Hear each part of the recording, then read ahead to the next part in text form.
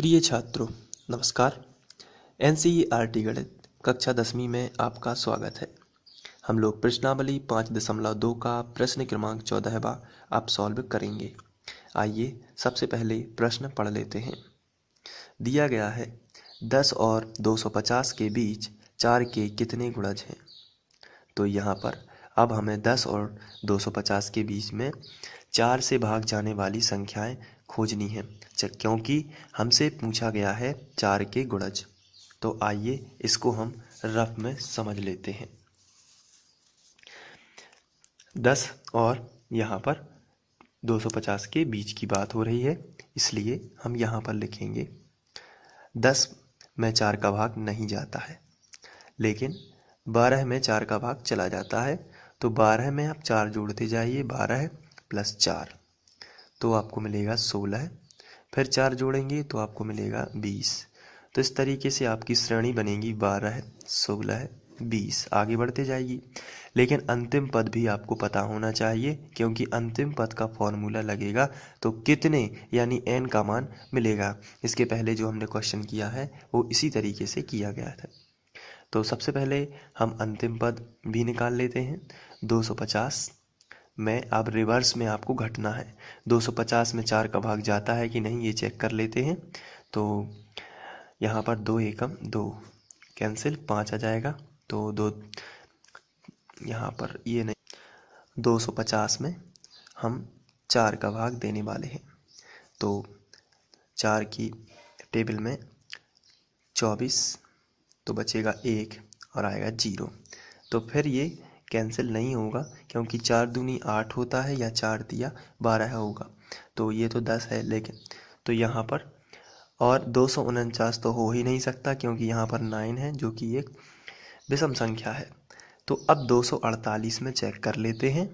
तो 248 में देखा जाए तो ये चला जाता है, क्योंकि अगर 4 से डिवाइड करें तो 4 × 6 = 24 और ये फिर बचेगा 8। तो 4 दूनी 8। तो इसका मतलब ये है कि 248 अंतिम पद हो जाएगा। तो चलिए अब हम लिख लेते हैं। 10 और 250 के बीच 4 के गुणज 12, 12 और 4 16, 16 और 4 20 और अंतिम पद आ जाता है 248। तो यहाँ पर प्रथम पद हो जाएगा 12, जो पहले नंबर पर लिखा होता है वही प्रथम पद है, तो ये बराबर आएगा 12। अब हम सार्व अंतर निकाल लेते हैं। तो हम लिखेंगे सार्व अंतर, और सार्व अंतर d होता है, यानी दूसरे नंबर के पद में से पहले नंबर का पद घटाना। 16 - 12 यानी कि 4 ही आएगा। इसके बाद अंतिम पद दिया गया है हमें, तो हम लिखेंगे चूंकि an बराबर 248, लेकिन an का फॉर्मूला होता है, यही लगा देंगे a + n - 1 × d बराबर 248।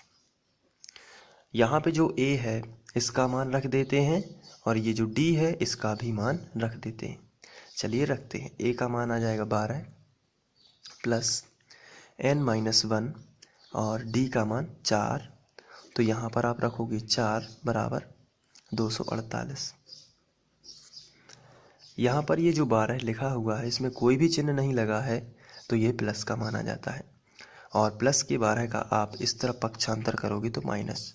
तो इसका पक्षांतर करना है, इसलिए इसको ना लिख के फिर यहाँ से स्टार्ट करते हैं। तो आएगा n - 1 और 4 बराबर 248, और ये प्लस का जो 12 है इस तरफ आ जाएगा तो माइनस का 12 हो जाएगा। तो n - 1 और इंटू 4, ये हम अभी ज्यों का त्यों लिख रहे हैं, क्योंकि 248 में से 12 घटाना है। तो चलिए घटा लेते हैं। तो 8 में से 2 चला जाएगा तो 6, 4 में से 1 तो 3, और ये 2 ज्यों का त्यों। अब जो 4 है ये गुणा में है, और गुणा वाली संख्या का पक्षांतर बटे में होता है, इसलिए n - 1 बराबर 236/4। तो चलिए अब हम भाग भी दे देते हैं। तो n - 1 बराबर आएगा 4 × 5 = 20 बचा 3, तो 4 × 9 = 36 आ जाएगा। अब इसका डिवाइड करेंगे तो 59 आएगा, आप कर सकते हैं। इसके बाद माइनस का 1 जो है इस तरफ पक्षांतर कर देते हैं, तो n बराबर 59 और -1 +1 हो जाएगा, तो n बराबर आएगा 59 और 1 60। तो इस तरीके से n पद मिलेगा 60। तो आपको लिखना है, अतः 10 और 250 के बीच 4 के 60 गुणज हैं। तो इस तरीके से आपको लिख लेना है। आप चाहें तो इसको नोट कर सकते हैं, मैं आपको बता देता हूँ।